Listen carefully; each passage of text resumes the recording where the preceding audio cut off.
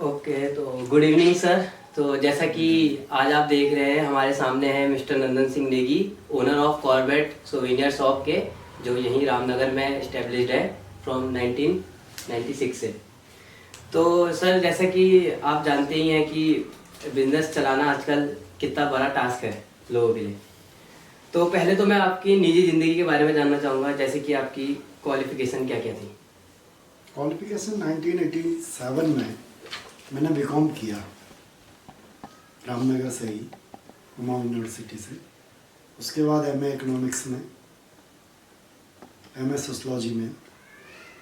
उसके बाद डीपीएड किया, डिप्लोमा इन फिजिकल एजुकेशन में, रामपुर से। Okay sir.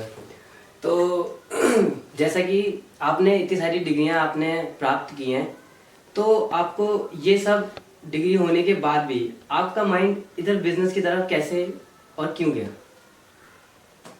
मैं शुरू से ऐसा नहीं है कि मन में ये था कि गवर्नमेंट जॉब करें। पीटीआई ट्रेनिंग करी थी, डिप्लोमा लिया था फिजिकल एजुकेशन में, 2-3 जगह इंटरव्यू दिए। तो आज की व्यवस्था के अंतर्गत उसमें ऐसा कुछ हो नहीं पाया, लेकिन हम कभी नर्वस नहीं हुए।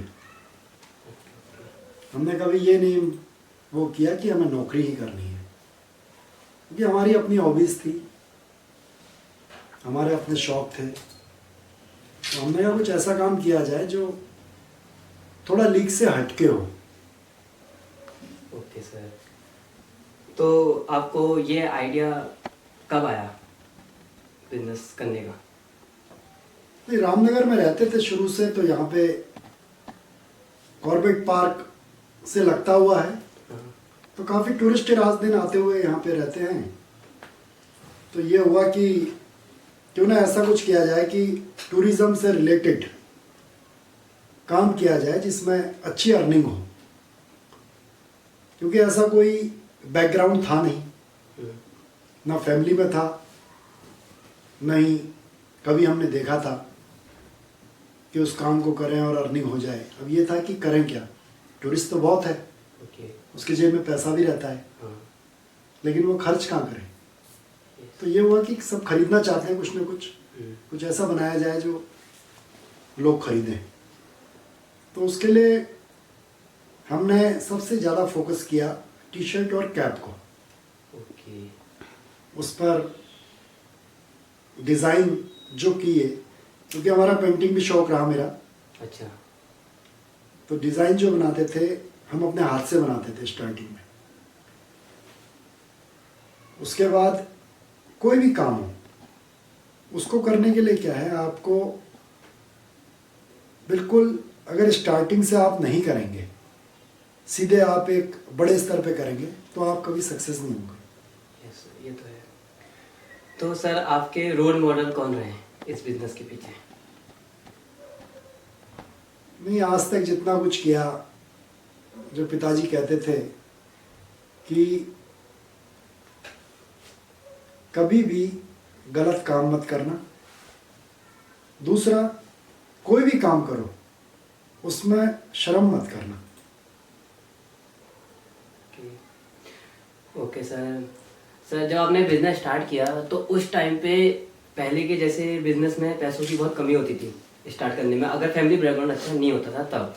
तो आपके टाइम में आपने कितना इन्वेस्टमेंट अपने बिजनेस को स्टार्ट करने में लगाया? शुरू में वे अच्छा खासा पढ़े लिखे थे। अमूमन होता क्या है, आज के समय में छोटा काम करने में लोग शर्माते हैं। हाँ। उन्हें ये होता है यार छोटा काम करेंगे तो लोग क्या कहेंगे, लोगों को ज़्यादा महत्व देते हैं, अपने काम को नहीं। तो हमारे अंदर ये भावना नहीं थी भाई, कोई भी अगर आपको सफलता प्राप्त करनी है तो नीचे स्तर से ही करनी होगी।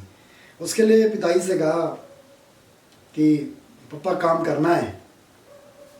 बोले ठीक है बेटे, 10,000 रुपये हैं, ये ले ले, काम कर ले। 96 की बात थी, तो 10,000 रुपये से काम शुरू किया। एक जगह धनगढ़ी गेट पे फड़ लगाया। अच्छा। एक छोटा सा काउंटर था, और जो बिस्लरी की खाली पेटियां होती हैं उसके अंदर 12-20 टोपियाँ और 10-20 टी शर्ट रख के उनको अपने आप प्रिंट करके, स्क्रीन प्रिंटिंग का भी काम सीखा, उसको अपने आप प्रिंट करके जो है बेचते थे। कभी 400, कभी 800, कभी 900, कभी 1200, 1500 की भी सेल हो जाती थी। तो इस प्रकार से काम को स्टार्ट किया, तो बेचा, 8, 10, 12 हज़ार का माल बेचा, फिर लाए, फिर बेचा, और लगातार डिज़ाइन बनाते गए, नए नए चीज़ें सीखते गए। तो लोग हंसी भी उड़ाते थे, यार यहाँ पे इस काम को कर रहा है, कैसे कर रहा है, इतना पढ़ा लिखा, तो टोपी वाला हो गया, टोपी बेचता है। तो बड़ी हंसी उड़ाई लोगों ने, हमने कहा कोई बात नहीं। तो धीरे धीरे काम स्टार्ट किया इसी प्रकार से। ओके, तो स्टार्टिंग में जब आपने ये काम स्टार्ट किया था, तो उस टाइम पे कितने आपके साथ अंडर कितने लोग काम करते थे? धीरे धीरे जब काम शुरू किया, उसके बाद फाइनेंशियली थोड़ी प्रॉब्लम थी, तो स्वतः रोजगार एक उसमें थोड़ा लोन मिलता था, जिसमें 5,000 रुपये सब्सिडी होती थी, तो 90,000 का लोन लिया। तब काम शुरू किया। शुरू में टेंडर डाला, एक शॉप ली, तो शॉप को आगे बढ़ाया धीरे धीरे, 2, 3, 4, 5 शॉप तक हमने कॉर्बेट पार्क में, कॉर्बेट सोविनियर शॉप के नाम से 5 शॉप खोली। हमारे पास करीब 7 लड़के थे, किसी में 2, किसी में 1 काम वर्क करते थे। अच्छा खासा पैसा हमने कमाया, और इस बीच एक गाड़ी भी ली जो हमारा सामान भी इधर उधर करती थी, और 1 साल पूरे पार्क में गाड़ी भी चलाई। कॉर्बेट? हाँ, कॉर्बेट पार्क में ओके। सफारी करी। अच्छा। तो उसका आइडिया भी लिया पूरा।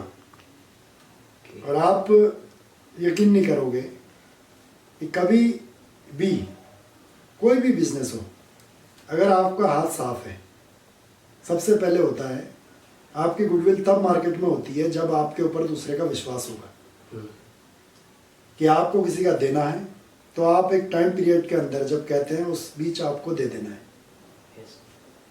और किसी को आपको डिलीवरी देनी है, माल पहुंचाना है, तो टाइम पीरियड पे आपको माल पहुंचाना है, तब मार्केट में आपकी गुडविल होगी।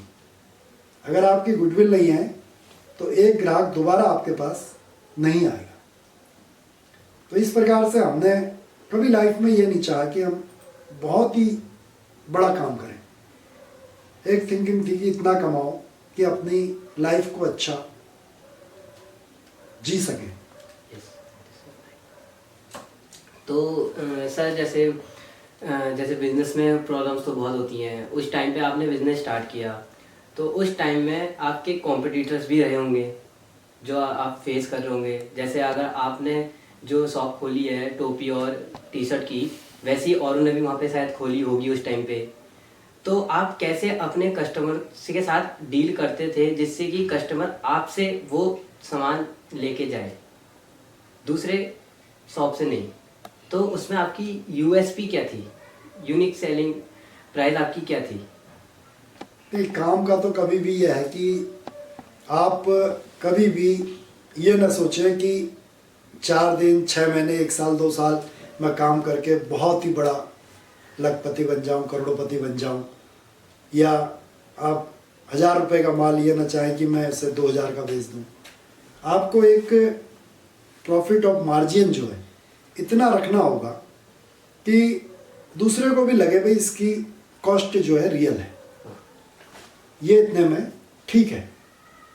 तो अगर आप क्वालिटी मेंटेन करके चलेंगे, अच्छी क्वालिटी देंगे, उसका प्राइस अच्छा होगा, तो स्वाभाविक है कि आपका ग्राहक इधर उधर नहीं जाएगा, ग्राहक आपके पास बना रहेगा। और दूसरा क्या था कि हमें पेंटिंग का शौक था।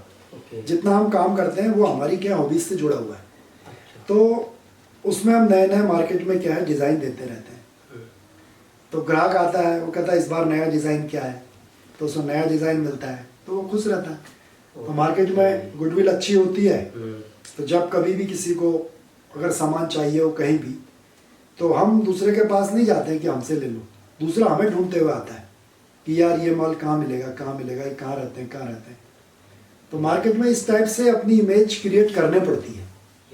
उसके लिए क्या आपको मेहनत करनी पड़ेगी। एक टाइम आप यकीन नहीं करोगे, 5 शॉप थी, सुबह 4 बजे उठ के नहा धो के पूजा करके अपना ब्रेकफास्ट पैक करके 7 किलोमीटर दूर जंगल में चले जाते थे शॉप खोलने के लिए। जब सब सफारी आती थी वहाँ उनको सेल किया, उसके बाद नाश्ता किया, फिर बाहर आए, बाहर शॉप देखी, फिर लंच उठाया, डिब्बा लेके भागे, फिर कहीं टाइम मिला खाया। तो ऐसे ही कम से कम 4 या 5 साल स्ट्रगल किया। और आपको यकीन नहीं होगा कि शुरू में जब स्टार्टिंग में काम किया तो 3 दिन दिल्ली, 3 दिन रामनगर, और कई रातें तो ट्रेन में गुजरी। एक बार ऐसे हिसाब लगा रहा था तो ये था कि साल में कम से कम 3 महीने ट्रेन में सोया था मैं, काम के सिलसिले में। हाँ, काम के सिलसिले में। तो इतना रात को जाते थे, दिन भर काम करते थे, फिर रात को बैठते थे, आते थे। तो साल में 3 महीने ट्रेन में ही सोते थे। तो दिल्ली मतलब ऐसे वो क्यों जाना हुआ आपको? नहीं, स्टार्टिंग में जब आप कोई भी काम करोगे तो उसके लिए क्या है, उसकी आपको बारीकी जानना बहुत जरूरी है। Yes. अगर आप किसी चीज में एकदम बहुत बड़ा पैसा लगा देते हो और कल को वो नहीं चलता है Yes. तो आप वहां पे बर्बाद हो जाओगे। अगर आपका अपना पैसा है तब भी, अगर दूसरे से लिया है तो और ज्यादा। Yes. तो हर काम की बारीकी सीखने के लिए कहाँ पे कौन सी चीज आपको सस्ते से सस्ती मिलेगी और अच्छे से अच्छी मिलेगी, तो उसके लिए क्या है, आपको जगह जगह घुसना पड़ता है, मार्केट में ढूंढना पड़ता है। तब जाके अगर आप ये सब चीज़ों में माहिर हो जाओगे तो आप मार्केट में किसी भी कंपटीशन में आप टिक सकते हो। अगर आपको किसी का भाव नहीं पता, बाजार में 20 रुपए का बिक रहा है और आप उसको 22 रुपए का बाजार होलसेल से खरीद के ला रहे हो और 25 का बेच रहे हो, तो आपसे 25 का कौन खरीदेगा? भाई अगर बाजार में 20 का बिक रहा है तो आप उसे 12-15 तक कहीं से खरीद के लाओ, कोशिश करो अच्छी, उससे अच्छी क्वालिटी आपको मिल जाए। तो उसके लिए आपको क्या मेहनत करनी पड़ेगी, इधर उधर देखना पड़ेगा।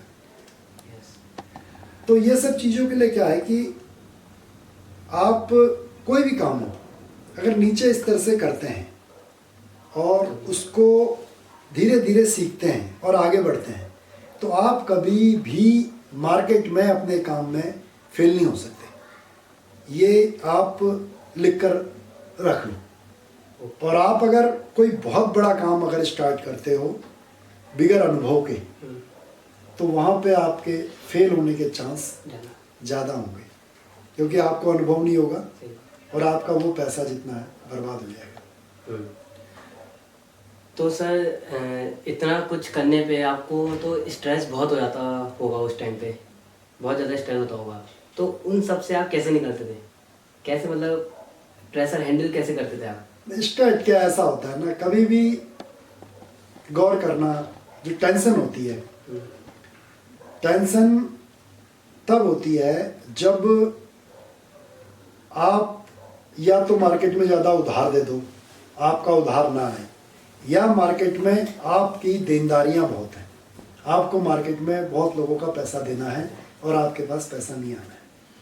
तो काम करते समय इन 2 चीज़ों का ख्याल रखना पड़ता है कि जिस आदमी को आप माल दे रहे हो उसकी एक लिमिट आपको बांधनी पड़ती है कि इसकी इतनी लिमिट है, इससे ज़्यादा उधार नहीं देना है। ये नहीं कि एक आदमी को आपने, आपके पास 5 लाख का स्टॉक है और आपने 2 लाख रुपए उसे उधार दे दिया, ऐसा नहीं। उसकी आप एक उधार की लिमिट बांध दो कि इसे 20,000 तक हम उधार दे सकते हैं, उससे ऊपर नहीं। और अगर उसकी अच्छी पेमेंट आती है तो उसे कल को 30,000, 50,000 उधार दे सकते हो। ऐसी मार्केट में आपने जिसका देना है, अगर आप समय से देते हो तो वो भी आपको टाइमली माल आपका दे देगा। आपको कहीं पे भी आगे माल देना तो आपको प्रॉब्लम नहीं होगी। और जो अनुभव होता है, अनुभव क्या होता है कि जैसे हम टूरिज्म से रिलेटेड हैं, तो किन मंथ में ज़्यादा टूरिस्ट चलता है, सीजन में, किस पूरे ईयर में किस समय ज़्यादा सेल होती है, किस समय आपको माल स्टॉक करके रखना है, ताकि ऐसा ना हो कि सीजन में आपके पास माल शॉर्ट हो जाए। क्योंकि ऐसा तो है नहीं आपने फ़ोन किया आ गया, ये स्पेशल माल होता है जिसको आपको प्रिंट भी कराना है, बनाना भी है, तो उसमें बहुत एक लंबा समय, कम से कम 15-20 दिन, महीना भर लग जाता है। तो ये सब अनुभव जो है धीरे धीरे धीरे, आप अगर अनुभव आपको अच्छा होगा तो दूसरा आपके साथ चीट नहीं कर सकता है। लेकिन आपको अनुभव नहीं है तो दूसरा आपको ऐसा चीट करेगा कि आप उठ ही नहीं पाओगे। ओके सर, तो यहाँ तक की है जहाँ तक हमने अभी जो हमने ब्रेक लिया थोड़ा बीच में, ताकि थोड़ा रेस्ट मिले सबको। तो अब ये बताइए आप मुझे कि आपका बिजनेस मॉडल क्या है? मॉडल स्टार्टिंग में तो जितना कुछ किया, काम सीखना था, सब कुछ पहली बार था। ऐसा कुछ था नहीं कि बनी बनाई खीर मिल गई और खा लिया, सब कुछ जोड़ना था। तो धीरे धीरे बारीकियां सीखी उसकी, अपने आप काम किया, अपने आप प्रिंट किया, थोड़ा कपड़ा लाए, सिलवाया, धीरे धीरे आगे बढ़ते गए। फिर जब मार्केट में डिमांड हुई, सप्लाई उसी हिसाब से दी, काम बढ़ता गया। तो आज की स्थिति ये थी कि अपने आप डिज़ाइन बना के हम लोग बाहर भेज देते हैं। जैसे एक समय था हम नज़दीक से दिल्ली से इधर माल मंगाते थे, अब इस समय कोयम्बटूर, त्रिपुर से माल आता है। और कॉटन का काम बहुत होता है, तो टी शर्ट जितनी आती है हमारी ज़्यादातर त्रिपुर से आती है। तो उसके लिए यहाँ से डिज़ाइन हम लोग भेज देते हैं और वहाँ पर अब एक लार्ज स्केल में बड़ी बड़ी मशीनें होती हैं, जितना हम यहाँ पर स्पेंड नहीं कर सकते और ना ही इतना यहाँ पे वर्क रहता है। एक एक मशीन आपको बता दूँ 40-40 लाख की प्रिंटिंग मशीनें रहती हैं और एक ही बार में कम से कम 3000 से 5000 प्रिंट वो निकाल देती है। यहाँ पे वैसी मशीन लगे तो एक हफ्ते में इतना माल निकाल देगा कि 5 साल आप उसे नहीं बेच सकते। तो इसके लिए ये है कि बाहर हमें भेजना पड़ता है, तो डिज़ाइन भेजते हैं वहाँ से कम क्वांटिटी 2500-3000 हजार एक प्रिंट की होनी चाहिए। तो ये धीरे धीरे काम बढ़ाया। तो ऐसा कोई वो नहीं है कि कोई काम आप नहीं कर सकते। आसपास जो कारीगर रहते हैं, लकड़ी के कारीगर हैं, वो पेन स्टैंड है और कई शो पीस हैं, तो वो उस टाइप से बनाते हैं और लोगों को भी काम मिलता है। और जो लोकल में रिजॉर्ट हैं, जहाँ रिजॉर्ट में अपनी दुकानें हैं, वो लोग माल ले जाते हैं, कई शॉपकीपर माल ले जाते हैं, जो लोग बेचते हैं वो लोग अपना रोजगार चलाते हैं, तो वो लोग भी उससे पैसा कमाते हैं। ऐसा नहीं है, टूरिज़्म अपने आप में अगर आदमी 20,000 रुपये जेब में लाता है तो कई जगह तो वो केवल खाने रहने में खर्च करने के अलावा पैसा बचा के ले जाता है, उसे कोई ऐसा सामान ही नहीं मिलता। हमारे उत्तराखंड में इतना बड़ा स्कोप है टूरिज़्म में, इस सोविनियर का, उत्तराखंड के सोविनियर का, कि लोगों का उस पर ध्यान ही नहीं है। हम अपना जो काम करते हैं वो सीमित दायरे में करते हैं, वो इसलिए कि हमें अपने काम से संतुष्टि है। हमें कभी ये नहीं रहा कि हम बहुत ज़्यादा कमा लें, क्योंकि हमने कभी पैसे को महत्व नहीं दिया। हमारा एक ही ध्येय है कि इतना कमाओ कि बचत भी हो और साथ ही साथ फॉर फ्यूचर हमें प्रॉब्लम ना हो। लेकिन मैं इतना ज़रूर कहना चाहूँगा कि कोई भी आप काम करें उसका आप हिसाब किताब बड़ा मेंटेन रख के चलें शुरू से।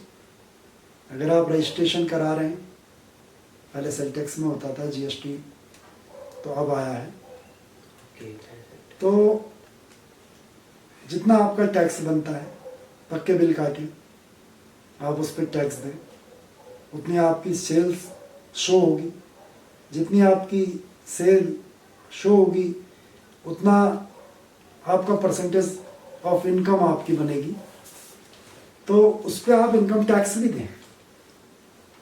तो जितना पैसा आपका फेयर सेव होता चला जाएगा, उतना भविष्य में आप कोई भी काम करेंगे आपको प्रॉब्लम नहीं होगी। अगर आप गलत रास्ते पे जाते हैं और काम आपका बढ़ता जाता है, तो आप बाद में, जो आपने पूछा ना कि कभी आपको मानसिक कभी परेशानी स्ट्रेस या इस टाइप से, Yes. तो ये सब चीज़ें होती तभी हैं जब Okay. आदमी गलत तरीके से पैसा कमाना चाहता है। गलत तरीके से मतलब काम तो वही होता है, हाँ वही है। बिलिंग न करना, हम्म, गवर्नमेंट को टैक्स न देना, yes. तो ये सब चीज़ें काउंट होती है। अगर शुरू से स्टार्टिंग से आप हर चीज़ में सही चल रहे हो तो आपको कोई प्रॉब्लम नहीं होगी। ओके। तो सर आप अपने फैमिली को और अपने काम को जब आफ्टर मैरिज, तो इन दोनों को टाइम कैसे दे पाते थे, काम को भी और फैमिली को भी? मैंने एक चीज़ आपको कही ना, हम कभी पैसे के पीछे नहीं भागे। हाँ जी, तो है। हाँ, एक समय 6 से 8 साल हमने मेहनत बहुत करी, स्टार्टिंग में। लेकिन हाँ, अपने आप को इस प्रकार से इस्टेब्लिश कर दिया कि आज हम कहीं ना जाएं, लोग हमारे पास आ जाते हैं, कहते हैं भाई कहाँ मिलेगा। हाँ, ये है कि हमें स्टॉक रखना पड़ता है, ओके। इतना स्टॉक की जो दूसरे की रिक्वायरमेंट पूरी कर सके। और शुरू से ही हम लोग, क्योंकि एक बिजनेसमैन का क्या होता है कि जो एक छोटा बिजनेस करते हैं, स्मॉल बिजनेस करते हैं, फॉर फ्यूचर सरकारी जॉब की तरह कोई पेंशन ये वो तो होती नहीं, तो स्टार्टिंग से सेविंग करते हुए चलना चाहिए कि आप जब कमा रहे हो तो उसका एक हिस्सा अलग से आप सेविंग भी करते चलो। उस सेविंग को भी आप 2-3 जगह खर्च करो, कैश भी रखो, एफडी भी रखो, लैंड भी रखो, ताकि एक समय आप अपनी लाइफ को आफ्टर 50 इंजॉय करो। ऐसा नहीं कि रोज जिंदगी भर पैसे के पीछे ही भागो, ये नहीं होना चाहिए। तो सर आपके बिजनेस का टर्नओवर कितना रहा है? टर्नओवर लगभग ये मान लो कि सेल 50 के आसपास आ जाती है, 50 लाख के आसपास, ओके। और खरीद भी अच्छी आ जाती है, तो लगभग 1-8 करोड़ रुपया टर्नओवर साल भर का आ जाता है। ओके। वो भी तब जब हम एक मस्ती में काम करते हैं, अच्छा। लग के नहीं। आप तो मतलब ओके सर, तो अब मेरा लास्ट सवाल आपसे यही है कि आपके जितना भी इतना सक्सेस रहा है, तो इन सक्सेस से पीछे आप किन किन को आप मतलब स्पेशल थैंक्स देना चाहेंगे? नहीं, अब इसमें तो ऐसा है कि वाइफ है, ओके। बच्चे हैं, भाई सभी काम में मदद करते हैं, ऐसा नहीं है। जब कभी कहीं जाना होता है, शुरू से गए, सब कुछ देख रेख करनी, हर चीज़ टाइम पे मिलना, वाइफ का सपोर्ट बहुत ज़रूरी है, फैमिली सपोर्ट बहुत ज़रूरी है। और कहीं पे घर पे, जैसे गोदाम घर पे ही है। ओके। एक बात बताना चाहूँगा ज़रूर कि आजकल जैसे कई लोग सोचते हैं बहुत बड़ा बिजनेस शुरू करेंगे, कैसे होगा, मार्केट में दुकान कैसे आएगी। तो मैं अपनी बात बता रहा हूँ, जब मैंने काम शुरू किया तो मैंने जब सेलटेक्स में रजिस्ट्रेशन लिया तो मेरा घर का एड्रेस था। जो सेलटेक्स अफसर थे घर पे आए, बोले ये तो आपकी शॉप नहीं है भाई, इसमें हम रजिस्ट्रेशन कैसे कर दें। ओके। तो मैंने उनसे कहा ऐसा कुछ नहीं, मेरे पास सैंपल्स हैं भाई, कैप का सैंपल है, टी शर्ट का सैंपल है भाई, मैं कस्टमर को दिखाऊंगा भाई आपको क्या डिमांड है भाई, आप बताइए, आप बताएंगे उतना मैं ऑर्डर के हिसाब से उन्हें माल दे दूंगा, आप मेरा रजिस्ट्रेशन कर दीजिए। खैर उन्होंने मेरा रजिस्ट्रेशन कर दिया और आज की डेट में मेरा गोदाम मेरे घर पे ही है, जिसमें मेरी फैमिली भी मेरा सपोर्ट करती है। बाकी शॉप मार्केट में है, जिसे हम लगभग कभी कभी खोल लेते हैं। गेम्स से जुड़े हुए हैं वो, इसलिए कि एक यहाँ पे सजेशन जरूर देना चाहूँगा कि एक स्वस्थ शरीर में ही स्वस्थ मस्तिष्क निवास करता है। भाई अगर आप स्वस्थ हैं तो आप हर काम कर सकते हैं। इसीलिए कोई भी काम हो, आप काम के साथ अपने आप को जरूर समय दें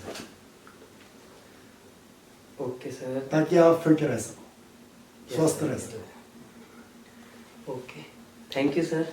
आपने हमारे आज के यूथ को इतना कुछ बताया बिजनेस के बारे में। तो आई होप आप सबको ये वीडियो अच्छी लगी होगी। Like, subscribe, comment.